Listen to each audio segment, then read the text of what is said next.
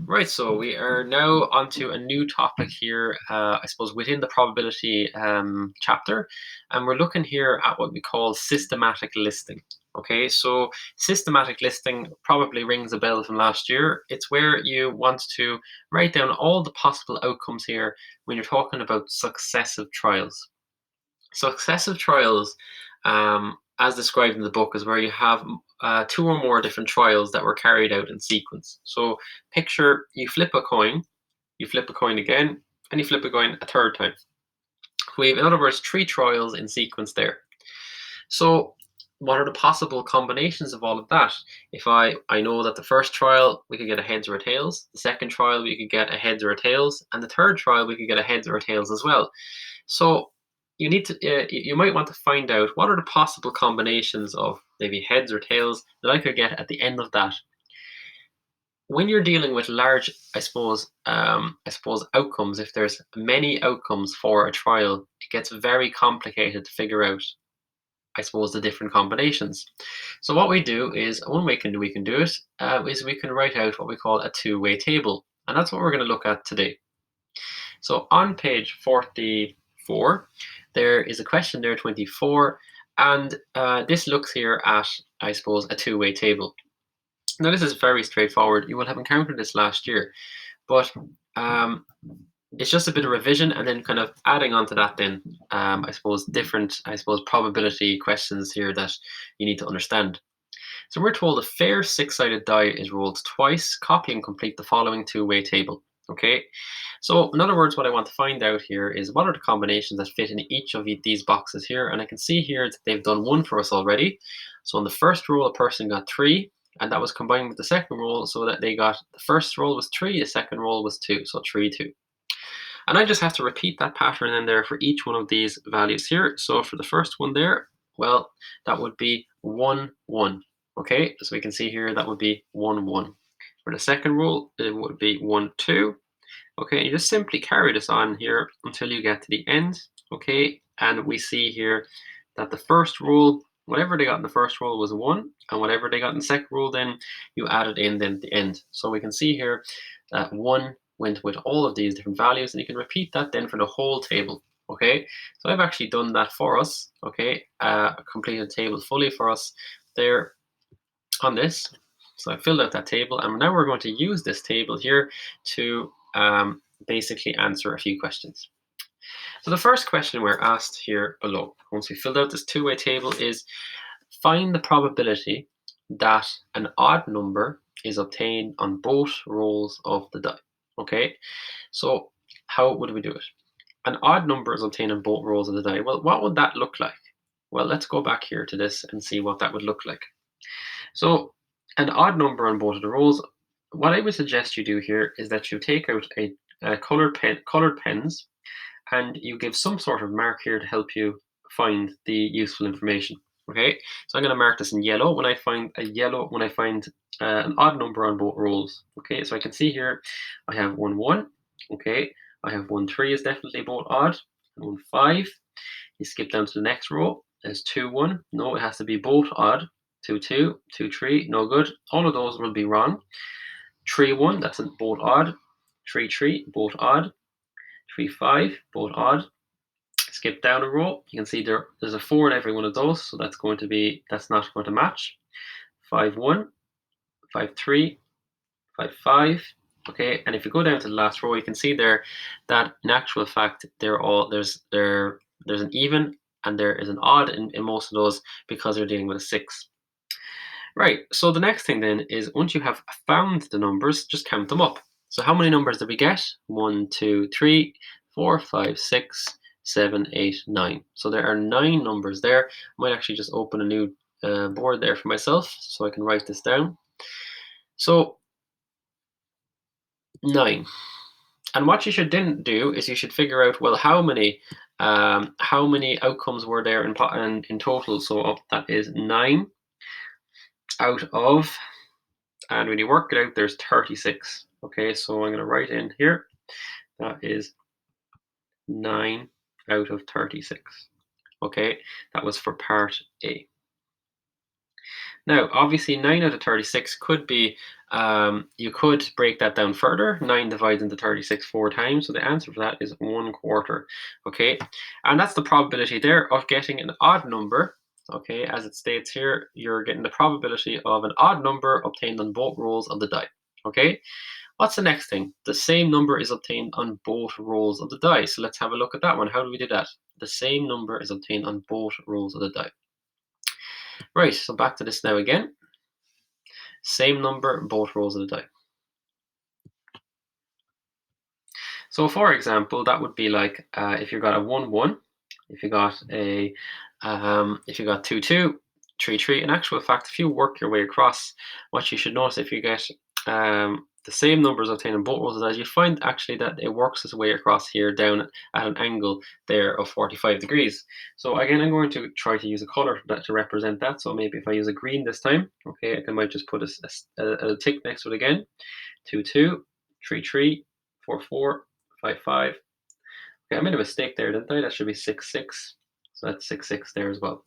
Okay, so therefore there's 1, 2, 3, 4, 5, 6. 6 values there. So if I go back out to that again, so that's 6 out of 36. Okay, and again, if you look at that there, you should get 6 out of 36. So that is 1/6. Okay, so that's part B. 6 out of 36 breaks down to 1/6. Right, sorry, I'm on the wrong jam there. And that is the answer there to part B. There was 36 outcomes in total. 6 of those were both, I suppose, the same number in terms of the combination. So 6 out of 36, that breaks down to 1/6 because 6 divides the top and the bottom and gives you 1/6. Right, let's see, part C. A different number is obtained on both rolls of the die. Well, actually, I don't even have to go back to my table for that because if you look at part B, we're told the same number is obtained on both rolls of the die. So a different number is obtained on both rolls of the die. All I have to do there is look at how many were the same, and that tells me then for part C, how many would be different. So if I know there are 36 outcomes in total, okay, I know that 6 of those outcomes are definitely different numbers, okay, therefore 30 outcomes will have 30 outcomes will be a different number in terms of the combination there. So in other words, you have 30 out of 36. And again, you could simplify that down. So 30 out of 36 could simplify down to 5/6. And that's where that answer there comes from. Okay, so just to go over that one more time. Part C tells us a different number is obtained on both rolls of the die. So that could look something like, for example, 2-3, 2-5. As long as you don't have a number like, we'll say 2-2, 1-1, 3-3. So when we worked it out for part B, we found all the possible combinations that included, say, the same number. And then we're told here in part C to work out the ones that contain different numbers. So therefore, what we did was we said there's 36 outcomes in total. You subtract off of that 6, the 6 that were exactly the same. You get 30 outcomes, and it's 30 outcomes out of 36 possible outcomes. So that's 5/6. Right, final part, part D. So for part D, what are we supposed to do? So for part D, we're told the product of the numbers obtained from each roll is odd. Okay, now to answer this question, we have to have, for example, an understanding here of the product. So when we get the sum of something, you might know that we are adding something. So we're like, for example, adding 2 plus 3, that's getting the sum. But if I'm getting the product of something, what I'm really doing there is I'm getting the number, I suppose, the results of two numbers multiplied. So it could be, for example, 1 times 3 equals 3. So a product involves multiplication. Okay, so just bearing that in mind here when we try to answer this question. So in this question, we're told the product of the numbers obtained from each roll is odd. So for this one, it must be odd. Be odd. So we're looking for products when you multiply the combinations, and if they're odd, we're going to include them in our count. So let's go back now to our table and see, can we count them up in front of us.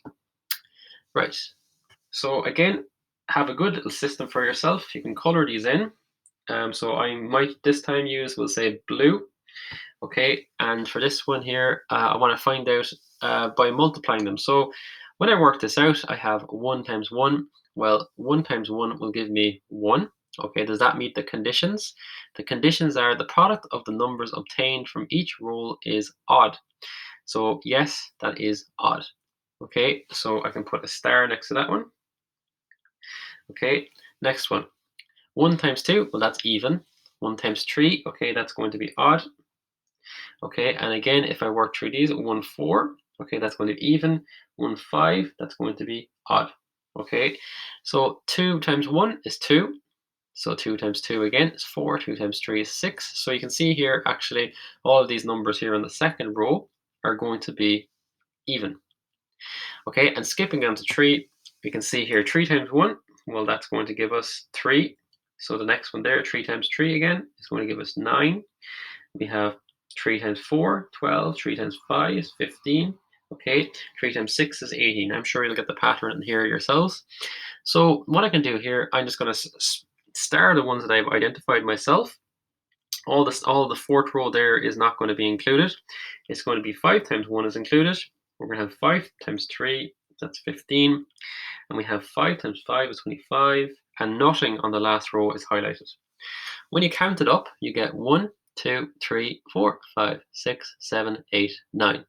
9 values, 9 outcomes here were actually odd when I multiplied them out. Okay, so what I'm going to do now is I'm going to write that down as my answer. So I have 9. This is lagging a little bit there, guys. Sorry about that. Right. So the answer here is 9 out of 36 outcomes. Simplify it down, and that's going to be 1 out of 4. Okay. Now, the final question here states, explain why the answers to parts A and D had to be the same. Well, if you read the first scenario, an odd number is obtained on both rolls of the die. Okay, to analyze this question, actually, you should probably study the table there carefully and see what kind of results did you end up with. So let's go back to this now again. So an odd number is obtained on both rolls of the die. For example, these were the yellow ones, I think. Yeah, they were. So 1 times 3, we had 1 times 5. And 1 times 5 will give you 5, 1 times 3 will give you 3, 1 times 1 will give you 1. So whenever we have odd numbers, you'll end up with, in both the first row and the second row, when you multiply them out, they'll also give you an odd number. Notice that. And when we multiply out, we'll say an even number, so 1 times 2, you'll get an even number. 1 times 4, you get an even number. So the reason for this is because the answer for this, I would say, if you multiply out an odd number by an even number, you always get an even number. So the reason that A and D are the same, you can write this in as your answer. So you could say the reason they are the same is because, hold on. There we go, I think. Internet's a bit slow on me today. Yeah, so you could say reason. And I'm just going to type this because it'll be easier. So the reason for this, every time you multiply an even number by an odd number, you get an even number. Okay, so, and in the final part, then it states that you were getting the product here, and you must end up with, it says in the final part, the conditions of part D were that you multiply and must get an odd number. So this basically eliminates any combination with an even number. Okay, that'll be, I suppose, my reason for explaining it, but I'm sure you could come up with something similar yourself. Right, so that's how we approach those types of questions there. That is two-way tables. You're going to be having a go here at this question here, 25. Okay, something very similar. And there's a number of different questions then which you have to follow there. I would highly, highly recommend here, guys, that you take out coloring pens to help you, I suppose, identify the numbers that are being asked and just take your time because it's very easy to make a mistake on that.